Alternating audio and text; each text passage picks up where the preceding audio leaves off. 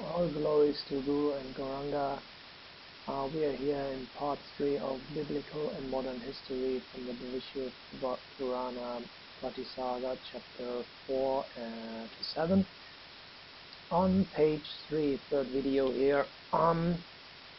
So Sutta Goswami replied to the disciple of Shri Vyasa. That's Sutta Goswami. He was asked by the sages, "You are so fortunate and greatly intelligent. May you live long. Now please tell us who is the king at the present time." So the sages, they were meditating for 200 years. And so then Sutta Goswami said, at the present time, the Kali Yuga has already passed its 3,000 years. So that was 2,000 years ago when Jesus came. And now the king Sanka is ruling the earth, and in the Matra countries, the king named Sakapad is ruling. Please hear about how they came up. When the Kali Yuga passed 2,000 years, the dynasty of outcasts increased. They created many paths to grow, and gradually the whole earth became full of mlechas. The spiritual master and teacher of the mlechas was named Musa. He was residing on the bank of the river Sarasvati, and he spread his doctrine throughout the whole world. As soon as Kali Yuga started, the devotion to the Lord and the language of the Vedas were destroyed. There are 4 kinds of natural language: Brajavas, Maharashtra, Yavani, and Tarundika. In this way, there are 4 million kinds of other languages. For example, Paniyam, water, is called Pani. Bubukshu, hunger, is called Buk. Paniyam, drinking, is called Pabadi, and Bhojanam, eating, is called Kakanam.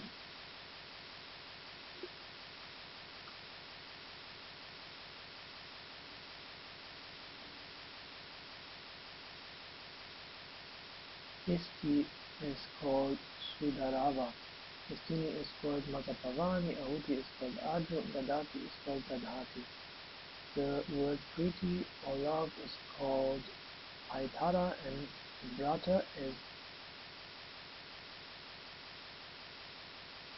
Bava and also Pati. This is the Yavani language, in which the Asva is called Aspa, Janu is Jainu, and Sapta Sindhu is called Sapta Hindi. Now hear about the Burundika language. Ravivada, the first day of the week, is called Sunday. Falguna and Chaitri months are called Parvari, February. Sasti is called 60. And these kinds of examples are there. Crime is becoming prominent in the holy place of Saptapuri, or the 7 cities. And gradually the people of Aryavata are becoming thieves.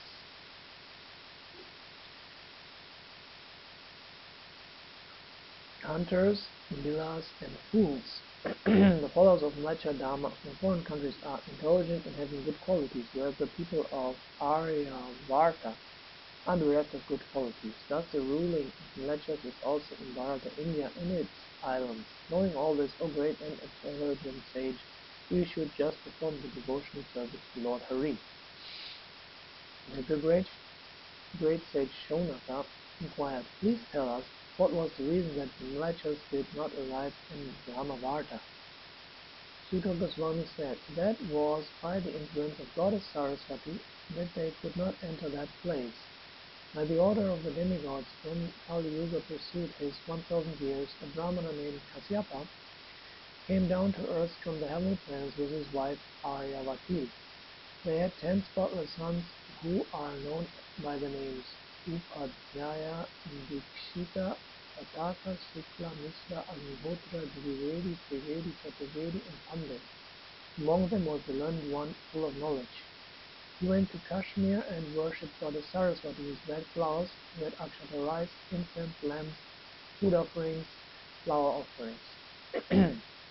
To please her, he praised her with some prayers, asking her for better knowledge of Sanskrit, to put Mlechas into illusion. Being pleased by his prayers, she remained situated in his mind and blessed him with knowledge. Then the sage went to the country known as Mishra and put all the outcasts into illusion. by the grace of Goddess Saraswati.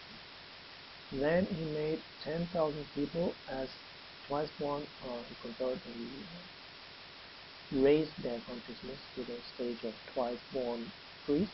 He made 2,000 people into, he uplifted their consciousness to the Vaishyas and the rest of them as labor class. He came back with them and staying in Arya Desh, India, he engaged in the activities of the sages. They were known as Aryans, and by the grace of Goddess Saraswati, their generation gradually increased up to 4 million.